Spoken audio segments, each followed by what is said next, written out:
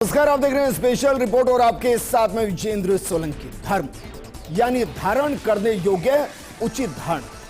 लेकिन अगर किसी की धारणा ही गलत हो तो क्या वो धर्म की राह पर है? अगर कोई आतंकवाद को बढ़ावा दे, अगर किसी के बयान आतंकी पैदा करे, अगर कोई खुले तौर पर आतंकियों का समर्थन करे, अगर कोई महिला की पिटाई को गलत ना माने, महिला को गुलाम कहे, आत्मघाती हमलों को सही ठहराए, महिलाओं के कपड़ों तक पर पाबंदी लगाए, गैर मुस्लिमों के खिलाफ नफरत फैलाए, ऐसे अधर्मी गुरु किसी का सगा नहीं हो सकता। ना वो देश का हो सकता है, ना वो समाज का, ना संप्रदाय का, और ना ही वो खुद का सगा हो सकता। जाकिर नाइक एक ऐसा ही अधर्मी गुरु का नाम है जिसके पास ज्ञान तो बहुत है, लेकिन ज्ञान रावण के पास है। लेकिन उसका इस्तेमाल उजाला फैलाने के लिए नहीं, बल्कि धार्मिक चोला ओढ़कर अंधेरा बढ़ाने के लिए जाकिर नाइक लगातार कर रहा है। दूसरे धर्म को नीचा दिखाना इसका काम है, गैर मुस्लिमों के खिलाफ नफरत फैलाना इसका धर्म है। लेकिन इस बार इस भगोड़े जाकिर नाइक ने भारत के खिलाफ खौफनाक साजिश रची है और देश की शांति में नफरत का बीज बोने की कोशिश की। आज हम आपको जाकिर नाइक के इस खौफनाक षड्यंत्र की पूरी स्क्रिप्ट दिखाएंगे, पाकिस्तान के आमंत्रण पत्र की सच्चाई बताएंगे, साथ ही नाइक की जन्म से लेकर जन्नत और जहन्नुम तक पहुंचाने की पूरी जानकारी देंगे, क्योंकि यह है जाकिर नाइक, विलेन नंबर 1।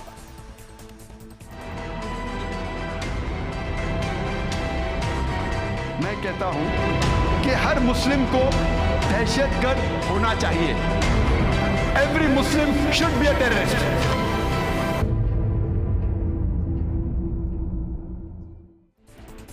इस तरीके के जाकिर नाइक के हजारों बयान हैं, लेकिन वो हर बयान के बाद एक एक्सप्लेनेशन भी देता है, ये सोचते हुए कि उस एक्सप्लेनेशन के जरिए वो बच जाएगा और जो मैसेज वो पहुंचाना चाहता है वो पहुंचा देगा। जाकिर नाइक ने भारत के खिलाफ इस बार कौन सी साजिश रची है, मलेशिया में बैठकर किस टूल किट के जरिए भारत को शांत करने की कोशिश की है, ये आपको बताएं। उससे पहले जरा इस जाकिर नाइक का बायोडाटा आपको दिखाते हैं। इसको जरा देखिए, किस तरीके से भारत में ही पैदा हुआ और भारत के खिलाफ ही जहर उगलता है।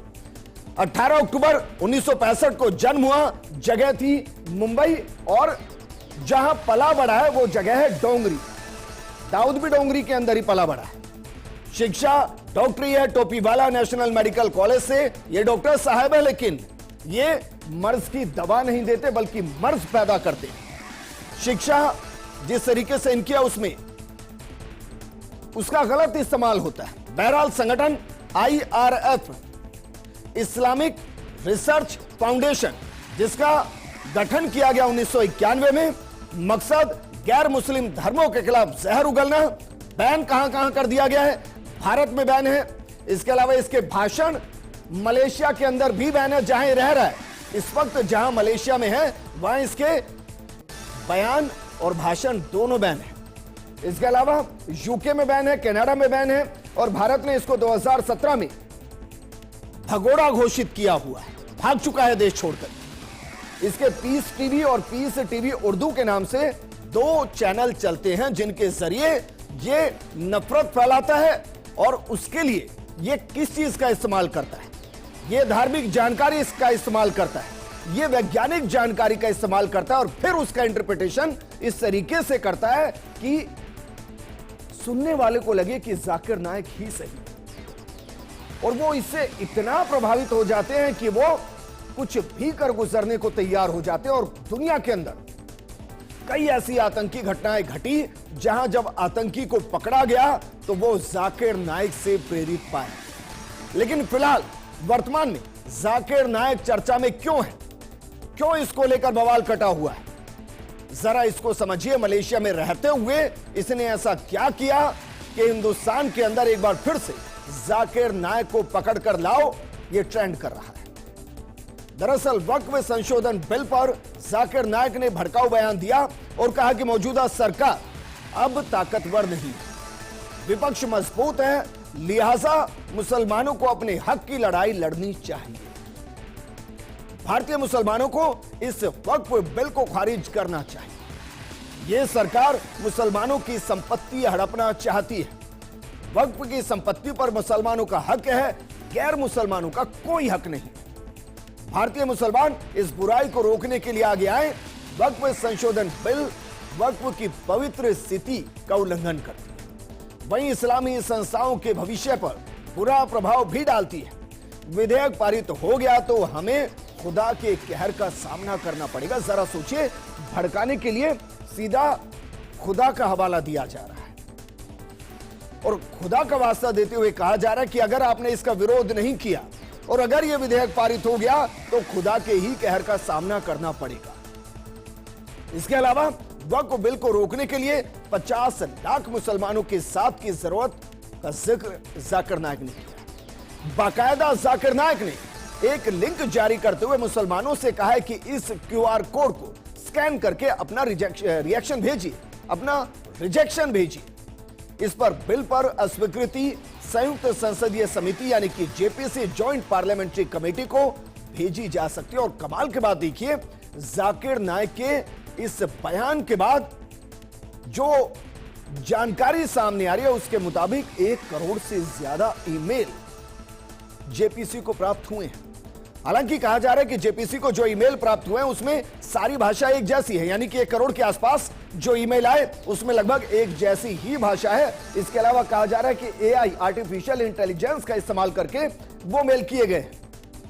इसको इस तरीके से समझ सकते हैं जैसे किसी को अगर सोशल मीडिया प्लेटफॉर्म पर अपने फॉलोअर्स को बढ़ाना है तो वो फॉलोअर्स को पेड प्रमोशन के जरिए बढ़ा सकता है, वो फॉलोअर्स खरीद भी सकता है, लाइक खरीद सकता है, कमेंट खरीद सकता है। बिल्कुल इसी तरीके से हो सकता है कि आर्टिफिशियल इंटेलिजेंस का इस्तेमाल करके ईमेल खरीदे गए हों और ऐसी स्थिति में जो ईमेल होते हैं वो मैक्सिमम फेक होते हैं, इनएक्टिव होते हैं, जो कुछ वक्त के लिए होते हैं उसके बाद वो सस्पेंड कर दिए जाते हैं या वो हटा दिए जाते हैं, रिमूव कर दिए जाते हैं। ये हम इसलिए कह रहे हैं क्योंकि अगर वाकई में हिंदुस्तान का वो मुसलमान जो दिल में हिंदुस्तान और हाथों में तिरंगा लेकर रहता है वो जाकिर नाइक की बातों में आ ही नहीं सकता, क्योंकि अगर वो जाकिर नाइक की बातों में आता तो जब ये भगोड़ा देश छोड़कर भागा तो यहां रिएक्शन आता। किसी ने जाकिर नाइक को लेकर कोई रिएक्शन नहीं दिया क्योंकि वो जानते हैं कि वो हिंदुस्तान के हैं और जाकिर नाइक हिंदुस्तान के लिए जहर घोल रहा है, हिंदुस्तान के हिंदू मुस्लिम भाईचारे को खत्म करने की साजिश कर रहा है। अब जरा ये देखिए कि जिस जाकिर नाइक का जिक्र हम कर रहे हैं, जिसने बाकायदा एक बयान के बाद भारत के अंदर अस्थिरता वक्फ बोर्ड के को लेकर आ रहे नए बिल को लेकर पैदा करने की कोशिश की, उस पर आखिर आरोप क्या क्या है। लंबे चौड़े आरोप हैं वैसे तो, लेकिन उनमें से कुछ आरोप हम आपको बता रहे हैं। जाकिर नाइक पर भड़काऊ भाषण देने का आरोप है, मनी लॉन्ड्रिंग का आरोप है, आतंकवाद को बढ़ावा देने का आरोप है। बाकायदा 2019 में ईडी ने जाकिर के खिलाफ टेरर फंडिंग केस में चार्जशीट दायर की थी। चार्जशीट में एजेंसी ने 193 करोड़ रुपए की संपत्ति की बाकायदा पहचान की, जिसमें से 50 करोड़ से ज्यादा की संपत्ति जब्त की जा चुकी है। ईडी का दावा है कि 2003-04 और 2016-17 के बीच करोड़ों की फंडिंग मिली, जाकिर नाइक को मिली, जाकिर नाइक के संगठन को मिली। जाकिर को संदिग्ध सोर्सेज से कितने करोड़ रुपए मिले? 64 करोड़ रुपए की फंडिंग हुई, जिसका कोई सोर्स ट्रेस नहीं हुआ और जिनके सोर्स ट्रेस हुए वो ज्यादातर फंडिंग पीस कॉन्फ्रेंस करने के लिए की गई। ईडी ने बताया कि 2012 से 16 के दौरान जाकिर को 49.20 करोड़ रुपए मिले थे और यह रकम जाकिर नाइक के यूएई के बैंक अकाउंट में आई। हिंदुस्तान में रह रहा, हिंदुस्तान का ही नागरिक, यूएई में बैंक अकाउंट, उस पर फंडिंग, यहां आतंकवाद को बढ़ाना। सिर्फ इतना नहीं, इससे पहले अक्टूबर 2017 में एनआईए ने भी चार्जशीट दायर की थी। इसमें भड़काऊ भाषण देने और युवाओं को उकसाने का आरोप लगाया गया था और हकीकत यह है कि कई बम ब्लास्ट ऐसे हुए, कई आत्मघाती हमले ऐसे हुए जिनके जब तह तक जाए गए तो इस चेहरे पर आकर यह तफ्तीश शुरू गई, क्योंकि इसी के वीडियो को देखकर वो युवा भड़क गए। बाकायदा चार्जशीट में कहा गया कि नाइक के वीडियो देखकर युवा प्रभावित हो रहे हैं, उनमें से कुछ आतंकी संगठनों से भी जुड़ रहे हैं। कुल मिलाकर नाइक पर कट्टरपंथ को बढ़ावा देने का आरोप लगाया गया। लेकिन जिस जाकिर नायक का हम जिक्र कर रहे हैं, जिसको कहते हैं कि हर धर्म की संपूर्ण जानकारी है और वो धर्मों के बीच के तर्क वितर्क और कहें कि कुतर्क के जरिए अपने फॉलोअर्स को प्रभावित करता है और उनको भड़काता है, उसकी संकीर्ण मानसिकता किस हद तक है। उसके वैसे तो हजारों बयान हैं जिन पर विवाद, लेकिन उनमें से कुछ बयान जो धार्मिक आधार पर हैं, लेकिन उस तरीके से नहीं कि सीधे भड़का दे। हम सिर्फ आपको एक ट्रेलर दे रहे हैं क्योंकि उसके असली बयान हम इस प्रोग्राम में दिखाकर हम किसी भी ऐसे व्यक्ति तक वो बयान नहीं पहुंचाना चाहते जो शायद उनके मकसद को समझ जाए। बहरहाल देखिए जरा जाकिर नायक के जो बयान, उसमें पहला बयान जो हमने चुना उसमें क्या कह रहा है, इस्लामी देशों में गैर मुसलमानों के लिए धार्मिक स्थल बनाने की इजाजत ना हो। आप सोचिए जरा, वो कह रहा है कि अगर इस्लामिक देश है तो वहां गैर मुसलमानों के लिए धार्मिक स्थल बनाने की इजाजत ही ना हो। इनडायरेक्टली वो कह रहा है कि अगर वहां है तो उनको बर्बाद कर दीजिए, खत्म कर दीजिए।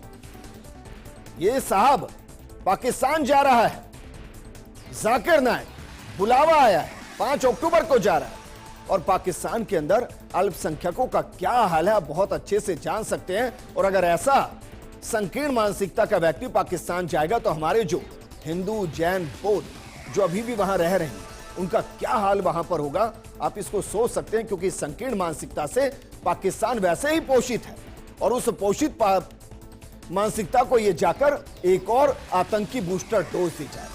इसके अलावा ये क्या कह रहा है जरा देखिए, दूसरा इसका विवादित बयान, मुस्लिमों को अपनी महिला गुलामों के साथ सेक्स का पूरा अधिकार है। यह मानता है कि आज की तारीख में भी महिला गुलाम है और गुलाम होनी चाहिए और उसके साथ मुस्लिम पुरुष जैसे चाहे बर्ताव कर सकता है, सारी हदों को पार कर सकता है। तीसरा बयान यह और भी खतरनाक है और इसकी सोच को बताता है कि मुस्लिम जगत में पत्नियों की पिटाई बुरी बात नहीं है। हालांकि इसने यह नहीं बताया कि इसने अपनी बीवी के साथ कितनी बार पिटाई की। बेटे को लेकर जरूर इसने बयान दिया। उसने कहा कि अगर मेरा बेटा 10 या इससे ज्यादा लोगों को कन्वर्ट करके इस्लाम में ले आएगा तो वो मेरा खून है, लेकिन अगर वो गैर धर्म के साथ विवाह करेगा तो वो मेरा खून नहीं रहेगा। ये यहां तक सोचता है। इसके अलावा देखिए और क्या कह रहा है, ये कह रहा है कि संभोग के दौरान कॉन्डोम का इस्तेमाल इंसान की हत्या के समान है। यह पॉपुलेशन को बढ़ाने की बात करता है और इसके पीछे बहुत बड़े बड़े कुतर्क देता है। हालांकि अच्छी बात यह कि भारत के अंदर इसको सुनना बैन है। आप एक नाम को जानते होंगे, सानिया मिर्जा, टेनिस स्टार, हिंदुस्तान का गौरव है, लेकिन उसको लेकर भी इस आदमी ने बयान दिया। और बयान क्या दिया कि टेनिस स्टार सानिया मिर्जा को खेलते समय गरिमा में कपड़े पहनने चाहिए। इसके हिसाब से तो बुर्का पहनकर या फिर कुछ और पहनकर टेनिस खेलना चाहिए, बल्कि टेनिस के लिए जो कपड़े बने हैं वो नहीं पहनने चाहिए। ये स्कूल भी नहीं जाने देना चाहता, उसके पीछे भी कुतर्क देता है। क्या कहता है कि लड़कियों को ऐसे स्कूलों में नहीं जाना चाहिए जहां वो अपनी वर्जिनिटी खो। ये पूरे तरीके से एक ऐसी संकीर्ण सोच के साथ लोगों को भड़काता है कि जहां महिलाओं के ऊपर अत्याचार हो, महिलाओं को एजुकेशन से रोका जा सके, महिलाओं को पहनावे की पाबंदियों में बांधा जा सके, महिलाओं को गुलामों की तरह रखा जा सके। अगला बयान देखिए कि यह क्या कहता है। यह कहता है कि महिलाओं को सोने के गहने पहनने की इजाजत नहीं देनी चाहिए। अब इसके पीछे के तर्क समझ से परे हैं कि क्या पुरुष सोने के गहने पहनेंगे। यह कहना चाहता है कि पर्दे में ही महिला रहे, वो श्रृंगार ना करे, लेकिन उसके लिए अलग भाषा का इस्तेमाल करता है। इसके अलावा देखिए क्या कह रहा है। इसके अलावा कह रहा है कि पश्चिम के देश आजादी के नाम पर अपनी मां बेटियों को बेच रहे हैं। यह कह रहा है, एक तरफ यह कह रहा है कि गुलाम की तरह रखिए, गुलामों के साथ कुछ भी कीजिए, और दूसरी तरफ पश्चिम देशों को कोस रहा है। इसके अलावा क्या कह रहा है, इसके अलावा कह रहा है कि शरिया कानून के मुताबिक विवाहेतर संबंध के मामले में पत्थर बरसाकर मौत की नींद सुला देना चाहिए। दरअसल ये तालिबानी समर्थक है, ये तालिबानी समर्थक है, ये ओसामा बिन लादेन समर्थक है। और ये हर उस आतंकवादी का समर्थक है जो एक संकीर्ण सोच के साथ आतंक को फैला रहा है और धर्म की आड़ ले रहा है। इसके अलावा इसका एक और बयान जरा देखिए, कुरान के मुताबिक समलैंगिकों को मार देना चाहिए। मौलवियों ने आत्मघाती हमलों को गलत नहीं कहा, यह भी ये कह रहा है, ये इसको सपोर्ट कर रहा है कि आत्मघाती हमले अगर आप करें तो सही है, ऐसा कह के। और फिर ये एक तर्क देता है कि अगर आप अपनी रक्षा के लिए दुश्मन को कमजोर करने के लिए अगर ऐसा कर रहे हैं तो कर दीजिए। इसके अलावा एक और बयान यह कि मुसलमानों को अल्लाह के सिवा किसी और से मदद नहीं लेनी चाहिए, और इसके पीछे यह कुरान का हवाला देता है। लेकिन जहां सर्वधर्म की बात होती है वहां यह कट्टरता को बढ़ाता है, और कट्टरता को बढ़ाने के लिए हर धर्म का इस्तेमाल करता है, विज्ञान का इस्तेमाल करता है, और तर्क और वितर्क के बीच में फंसे कुतर्क को इस तरीके से लोगों के सामने लाकर रखता है कि लोग इसकी बातों के बहकावे में आ जाए। लेकिन ये जाकिर नाइक अचानक से इतना बड़ा कैसे बन गया? भारत में इसे भगोड़ा घोषित करने तक की नौबत कैसे आई? क्यों कई मुस्लिम कंट्री इसको धर्म गुरु के तौर पर देखते हैं? कई मुस्लिम देशों ने इसे अपने देश का सर्वोच्च सम्मान तक दे दिया। आखिर ये नाइक विलन बना कैसे? दरअसल इस्लामिक रिसर्च फाउंडेशन बनाने के बाद उसके वीडियो पर बहस होने लगी, जो जाकिर लगातार वीडियो डालता था, क्योंकि जाकिर इस्लाम को बाकी सभी धर्मों से श्रेष्ठ और महान बताता था। जाकिर नाइक का कथित तौर पर एक बयान आया था जिसमें उसने आतंकी ओसामा बिन लादेन का समर्थन किया था और कहा था कि लादेन इस्लाम के दुश्मनों से लड़ रहा है तो मैं उसके साथ खड़ा हूं, हर मुसलमान को आतंकवादी होना चाहिए। हालांकि बाद में उसने कहा कि बयान को गलत पेश किया गया, क्योंकि उसने कहा कि आतंकी का मतलब दहशतगर्द, और वो आगे कहता है कि दहशतगर्द का मतलब जिसके प्रति दहशत हो, खौफ हो। वो एक उदाहरण भी देता है कि जैसे चोर के जहन में पुलिस के लिए दहशत है तो चोर के लिए पुलिस दहशतगर्द है, ऐसे ही हर चोर के लिए मुसलमान दहशतगर्द अगर है तो ये सही बात है। वो इस तरीके से तर्क देकर बरगलाता है। नाइक 2016 में तब चर्चा में आया जब बांग्लादेश के ढाका में बॉम्ब ब्लास्ट हुआ। हमलावरों में से एक ने बताया कि वो जाकिर के वीडियो से प्रभावित था। वहीं कुछ महीनों बाद ही जाकिर नाइक भारत छोड़कर भाग गया। 2019 में श्रीलंका में ईस्टर संडे पर हुए बम धमाकों के तार भी जाकिर नाइक से जुड़े। इन धमाकों की जिम्मेदारी नेशनल तौहीद जमात ने ली थी और इसके मुखिया जहरान हाशिम ने जाकिर नाइक की तारीफ की। 2022 में मैंगलोर में एक ऑटो रिक्शा के अंदर बम ब्लास्ट हुआ था।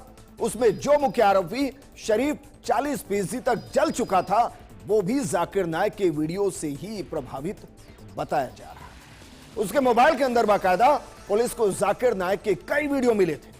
अब जरा सोचिए, जो खुद ये कह रहा है कि मैं धर्म की बात करता हूं, धर्म के पथ पर चलने की बात करता हूं, आखिर ऐसा कैसे हो सकता है कि उसके वीडियो को सुनने के बाद लोग आतंकवाद की तरफ बढ़ते हैं, वो आतंकी घटनाओं को अंजाम देते हैं, वो लोगों का लहू बहाते हैं, वो लोगों को मारने से गुरेज नहीं करते। इसलिए हम कह रहे हैं कि तर्क और वितर्क के बीच में कुतर्कों का एक ऐसा चक्रव्यूह रास्ता है जिसमें आदमी फंसता है और वो इसकी बातों को सही मानने लगता है। जबकि जाकिर नाइक को झूठों का सरदार भी कह सकते हैं। वैसे तो हमारे पास बहुत उदाहरण है, लेकिन कुछ ताजा उदाहरण हम आपको दे रहे हैं जो हाल ही के हैं और जो आज जो घटना घटी वक्फ बोर्ड को लेकर उसके साथ जोड़ते हैं, क्योंकि 370 के केस में भी बाकायदा जाकिर नाइक ने झूठ बोला था। तो जरा देखिए जाकिर नाइक अभी तक क्या क्या झूठ बोल चुका। पहला झूठ, मोदी से मुलाकात का दावा। जाकिर नाइक क्या कह रहा है? 370 हटाने से पहले मोदी ने एक प्रतिनिधि को मलेशिया भेजा, इसने जाकिर से मुलाकात की और भारत आने का निमंत्रण दिया। अब जरा सोचे, इससे बड़ा झूठ और क्या हो सकता है? क्योंकि भारत के अंदर बाकायदा जाकिर नाइक भगोड़ा है। अगर वहां जाकिर नाइक को भारत आने का निमंत्रण दिया जाएगा तो क्या यहां की जो एजेंसीज हैं वो फूल माला लेकर जाकिर नाइक का इंतजार करेंगी एयरपोर्ट पर कि आइए साहब हम फूल बरसाएंगे? ये इतना बड़ा झूठा है। एक और झूठ आपको दिखाते हैं जो हाल ही में इसने बोला। दूसरा झूठ, वक्फ बोर्ड की संपत्तियों पर दावे। मुकेश अंबानी का 27 मंजिला घर भी वक्फ की जमीन पर बना और यह एक बड़ी कॉन्स्पिरेसी जो पूरे देश भर के अंदर फैली है और इसकी शुरुआत भी इसी जाकिर नायक ने की, जबकि जमीन को लेकर जाकिर नायक कोई प्रमाण नहीं दे पाया, कोई जानकारी नहीं दे पाया कि वक्फ बोर्ड की कहां की जमीन और कहां उसकी पूरी डॉक्यूमेंटेशन वक्फ बोर्ड के पास है, कोई जानकारी नहीं। तीसरा झूठ जो हाल ही में जाकिर नायक ने बोला, उसको जरा देखिए। झूठ बोला कि मैं निर्दोष हूं। हालांकि हर चोर, हर हत्यारा यही कहता है कि मैं निर्दोष हूं, क्योंकि वो हत्या और चोरी के पीछे के कुतर्क देता है। ऐसे ही जाकिर नायक दे रहा है। वो दावा कर रहा है कि वो निर्दोष है और ये उसने बाकायदा एक पॉडकास्ट के माध्यम से कहा, हाल ही में कहा। जबकि हकीकत क्या है कि आतंक की वकालत खुलेआम करता है, ओसामा का समर्थन करता है और पाकिस्तान जा रहा है। पाकिस्तान जाना कोई गुनाह नहीं है, लेकिन भारत जो पाकिस्तान के आतंक से पहले ही परेशान है और उसका मुंहतोड़ जवाब दे रहा है। जाकिर नायक का पाकिस्तान जाना कई सवालों को खड़ा करता है। सवाल यह भी है कि क्या अब पाकिस्तान जाने के पीछे जाकिर नायक को यह समझ में आ गया है कि मलेशिया में उसका दाना पानी बंद हो गया है या बंद होने वाला है, यह भी आपको बताएंगे। लेकिन जाकिर नायक पर वो मलेशिया क्या कह रहा है जहां इस वक्त जाकिर नायक रह रहा है, यह भी आपको बताते हैं। दरअसल ढाका ब्लास्ट के बाद जाकिर नायक मलेशिया भाग गया था। पूर्ववर्ती महातीर सरकार ने नायक को रहने की वहां परमिशन दी थी। मलेशिया के प्रधानमंत्री अनवर इब्राहिम ने जाकिर नायक को लेकर भारत के अनुरोध पर विचार करने का संकेत दिया था। 21 अगस्त 2024 को ही प्रधानमंत्री अनवर इब्राहिम भारत आए थे। तब उनसे जाकिर नायक के भारत प्रत्यार्पण के बारे में पूछा गया था। उन्होंने कहा था कि अगर पर्याप्त साक्ष्य मुहैया होंगे तो कार्रवाई जरूर होगी। इस मुद्दे से दोनों देशों के संबंध प्रभावित नहीं होने चाहिए। इस मामले को भारत की तरफ से नहीं उठाया गया। प्रधानमंत्री नरेंद्र मोदी ने इस मामले को पहले उठाया था, लेकिन मैं यहां एक शख्स की नहीं, चरमपंथ की बात कर रहा हूं। हमारी सरकार नायक पर दिए गए सभी साक्ष्यों का स्वागत करेगी। हम आतंकवाद को बढ़ावा नहीं देंगे। हमारा रुख स्पष्ट है। और इसके बाद जाकिर नायक शायद कांपने लगा। उसको लगा कि कहीं ऐसा ना हो कि मोदी के प्रभाव के सामने मलेशिया जाकिर नायक को भारत को सौंप दे। और इसीलिए जाकिर नायक अब दूसरा घर तलाशने लगा, यानी कि वो देश जहां आतंकवाद पनपता हो, जहां जाकिर नायक जैसे को पाला जा सकता हो। और वहां जब पूरे ग्लोब को उसने घुमाया होगा तो आकर पाकिस्तान पर रुक गया हो। और यही सवाल है कि नायक को लेकर पाकिस्तान क्या वाकई में शरण देने को तैयार हो चुका है। इसको भी जरा समझिए, क्योंकि यह बेहद महत्वपूर्ण है। वैसे भी पाकिस्तान भारत के सारे आतंकी दुश्मनों का पापा बना हुआ है। उन्हें पालता है, पोसता है, और जब उनको वहीं जाकर मारा जाता है तो फिर पाकिस्तान बिलबिलाता है और कहता है कि देखिए, भारत की एजेंसी ने हमारे देश में घुसकर उन आतंकियों को मार दिया जिनको हम पाल रहे थे। हो सकता है नाइक के साथ भी ऐसा ही हो, क्योंकि पाकिस्तानी यूट्यूबर को नाइक ने कहा, मेरे लिए पाकिस्तान जाना आसान है। मैं पहले भी पाकिस्तान जा सकता था, वहां मेरे बहुत से समर्थक हैं। अगर मैं पाकिस्तान चला जाता तो भारत मुझे ISI एजेंट करार दे देता, मेरे संस्थान को बंद करने के लिए झूठे प्रचार का इस्तेमाल करता, जिससे इस्लाम की शिक्षाओं को फैलाने के मेरे प्रयासों में बाधा आती। लेकिन अब लग रहा है कि जाकिर नायक का मलेशिया में दाना पानी खत्म हो रहा है। मोदी के प्रभाव की वजह से कहीं मलेशिया नायक को भारत को ना सौंप दे, वहीं मलेशिया भी जाकिर की वजह से अपनी आतंकी छवि नहीं बनाना चाहता। ऐसे में जाकिर नायक भी पाकिस्तान शिफ्ट होने की सोच रहा है, क्योंकि उसके लिए पाकिस्तान से ज्यादा महफूज जगह कोई नहीं है। जो पाकिस्तान ओसामा बिन लादेन को पाल सकता है, वो कम से कम जाकिर नायक को तो अपने आतंकी आशियाने में रख ही सकता है। इसके लिए जाकिर ने 5 अक्टूबर को अपना पाकिस्तान का प्रोग्राम बनाया है। मुमकिन है कि इसके बाद वो वहां की सरकार और ISI के साथ बात करेगा, पाकिस्तान में रहने के बदले पाकिस्तान के साथ डील करेगा। वहीं भारत इसका विरोध कर रहा है और इसको अंतर्राष्ट्रीय मुद्दा भी बना रहा है। साथ ही पाकिस्तान पर दबाव बना रहा है कि वो भारत के भगोड़े को शरण ना दे। अगर पाकिस्तान ऐसा करता है तो फिर पाकिस्तान की आतंकी पालने की आदत का खुलेआम और खुल्लम खुला प्रदर्शन। लेकिन जाकिर नायक जो भारत के नागरिकों को भड़का रहा है, वो जाकिर नायक कम से कम कान खोलकर यह सुन ले कि ये हिंदुस्तान है। हम आपस में लड़ते हैं, झगड़ते हैं, लेकिन देश के खिलाफ नहीं। हम एक दूसरे के साथ होते हैं। और जाकिर नायक के लिए चंद लाइनें कि संस्कार और संस्कृति की शान मिली है ऐसे, हिंदू मुस्लिम और हिंदुस्तान मिले हैं ऐसे, हम रहते हैं मिलजुल कर ऐसे, मंदिर में अल्लाह और मस्जिद में मिल रही राम जैसे। नमस्कार।